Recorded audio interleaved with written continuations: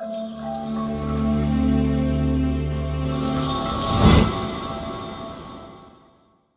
back to the channel. My name is Ryan, and today we'll be discussing the questions I have for the SEC West. And before I did the SEC East, talking about questions I have for them, check it out in the playlist I will have on. It's on my channel. Just go to the playlist and it'll show up there.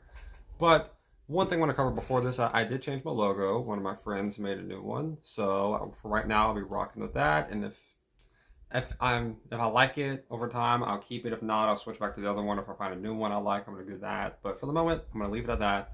So yeah, but SEC West over time have just been dominated by Alabama. LSU's had some jump-ins in there, but outside of that, the past couple years, it's not really dominated by anyone else. Auburn, Alabama, and LSU, and no one else. I don't know.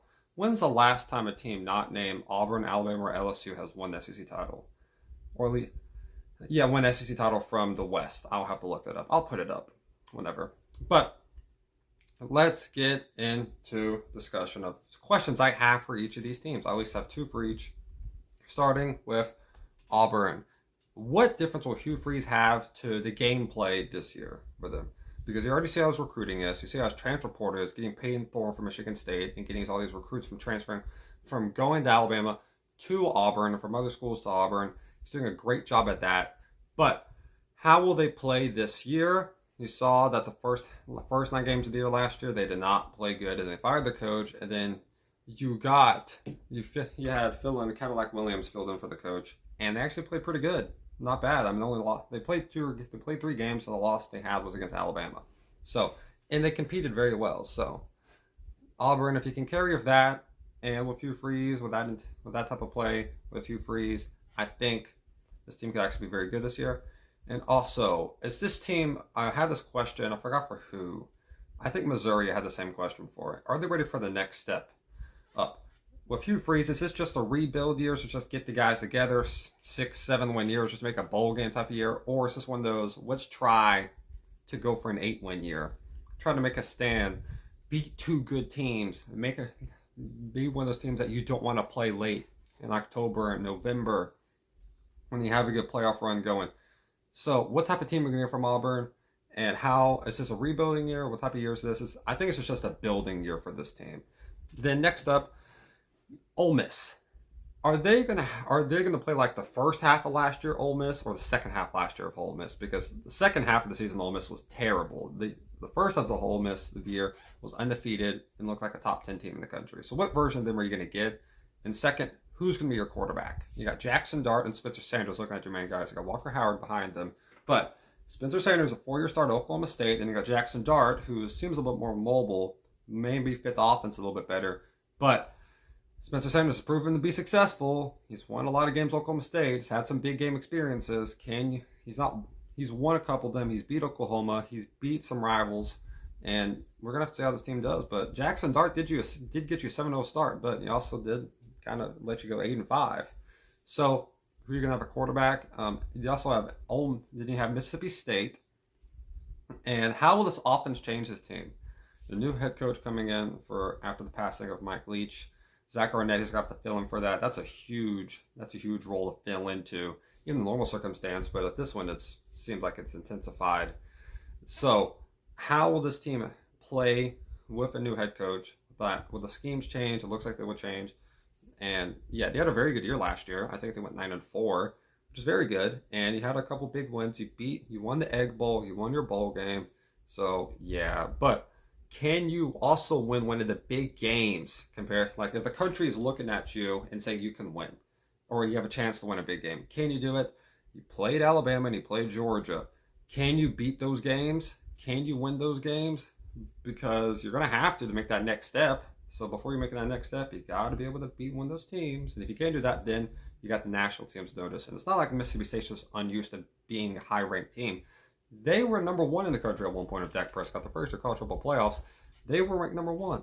So don't pretend like this team ain't been in the top before. They have. They fell off a little bit after that, but it's kind of like having a Tennessee. But they've proven to be the top team before, so maybe they can get them at one point. Next up, Arkansas. Arkansas has a lot of questions, but 2 of them, I'd say the main ones are, can you stay healthy? KJ Jefferson was a couple games last year. It seemed like every week we could have a new guy going down. a couple guys going down, a couple guys are more important than other guys going down, and yeah, can you just stay healthy? I hope they can. That's an answer that cannot be answered. That's a question that cannot be answered until the season starts. And the second question I have is this going to be like last year when you had some bad losses against like Liberty, or is it going to be like the year before whenever you can beat A&M and you don't make those mistakes and you competed well against Bama? So what type of team are you going to get this year? Is it going to be the one from 2021 or is it going to be the one from last year, 2022? So time will tell with that, but I think Arkansas fans, you had a really good 2021. They beat Texas A&M, competed well against Bama, great year, and then you jump ahead, and now it's not the same. Can you go back to that? They're probably a part of injuries, and that's why I bring up injuries as one of the questions. So yeah, next up, Texas A&M. Texas A&M, the main question of everything. Does this talent going to produce wins? Or is this level of talent going to produce wins? You look at their team, they look good. Look overall pretty good. Quarterback play has to be proven again, but Connor Wingman has potential to be good. Has potential, but do I think so? No. But that's not the point. He has potential to be very good. So this defense has proven itself to be very good. But the question of this team that I think everyone's questioning in the world is of college football, is Jimbo Fisher worth this money? That's kind of the second question. Is he really worth this money? 10-year, $95 million deal? He's not producing like it.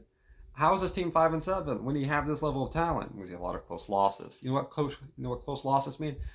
Coaching. Players make the games close. Coaching makes the games won. Because at the end of the game, you're going to have the right schemes. You're going to play the clock right. Well, the coach kind of decides what plays you're going to run.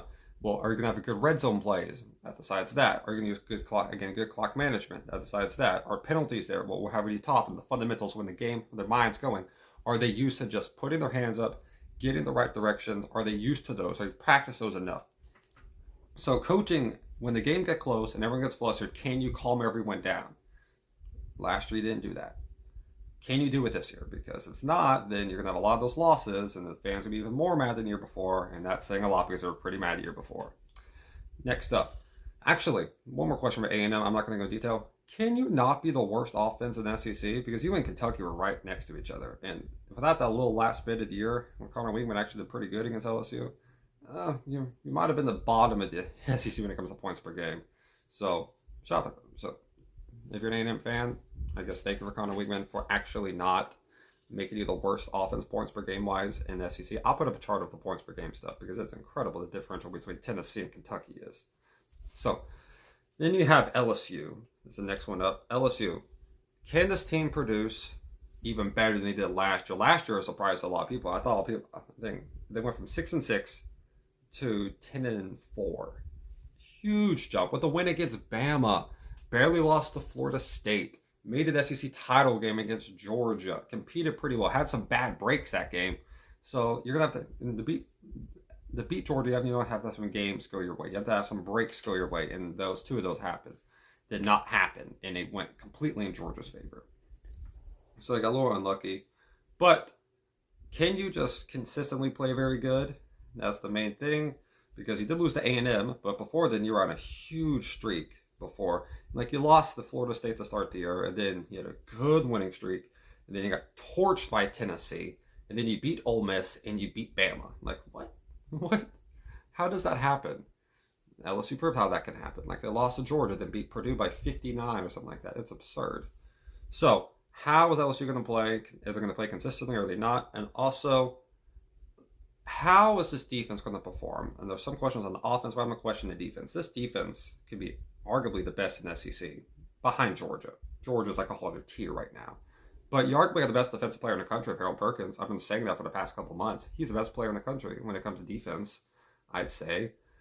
Then you got Mason Smith coming back, who is a great D tackle. He's a great person on the D line to have. So, is that going to work well? Is he going to stay healthy? How's the secondary going to do? They played pretty good. So, at times, and then they have to play actual passing offenses, and then they kind of struggled. Tennessee, Georgia can pass the ball. Georgia's not a passing offense, but they have the ability to make them a passing offense, and they did, and they went for 50. But anyways, LSU, consistently, can their defense play extraordinarily well? They could. They have the potential to. They have the talent to. And also, it's a team going to play consistent. And the cream of the crop right now, Alabama. Two main questions. Who's going to start at quarterback? That's the main one everyone's been asking. I think Milroe, just for the offensive purposes, just makes more sense to start Milroe if you're going to be a running team. Put the best running quarterback you have out there. But that might just be a me thing. It might just be. But I think Milroe should be the one out there over Buckner, over Ty Simpson, over them.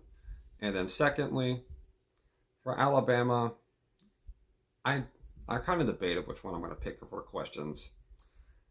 And I'm going to ask this one. How important was Bryce Young to this team? Because people are really saying like Obama, they go back to they used to be, of a run the ball, throw out everything. Well, this defense isn't as good as they used to be. And their run game is phenomenal, but can this defense perform to that level? And when I'm talking about Bryce Young is that Bryce Young really bailed you out. Bryce Young single-handedly kept you in that game against Tennessee. He made huge plays against Texas, huge plays against LSU. I know he lost, but he's not the reason. The defense gave up a 2-point conversion after letting Jaden Daniels run for 25 yards for a touchdown. So their defense is showing signs of like kind of falling back a bit. He played good against Ole Miss. Defense played good late. But against, like, when you show the one game they have, we can guarantee without Bryce Young, what did they look like? They almost lost to A&M. And when I go back to coaching, A&M had one of the worst 2-yard plays in the history of football with a comeback route out of bounds, not even in the end zone. The quarterback would have to throw it right when the guy turns. And even then, the defender might be able to swat it out immediately.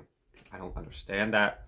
But, yeah, Bama, how important was Bryce Young to you, and who's going to be your starting quarterback? That's a big problem for your team. And also, we have to question your defense. Are they consistently performing at a high level? Because they're going to need to. But, yeah. Well, put down in the comments what you feel about this video. Hit the like button if you like this type of stuff. Put down the opinions, put down your opinions and everything like that. And yeah, hit the subscribe button if you like this type of stuff. We're on the road to maybe 100 subscribers at one point. I love that. That's my goal. And get to 100 subscribers and then more after that. But I thank you all for the support. I have 52 right now. I love all of y'all. Just do good things in this world. Do what God wants you to do, and you will be blessed. Even if it's not on this earth, it will be in heaven. So yeah, hope you all have a great day. Stay safe, y'all, and God bless y'all.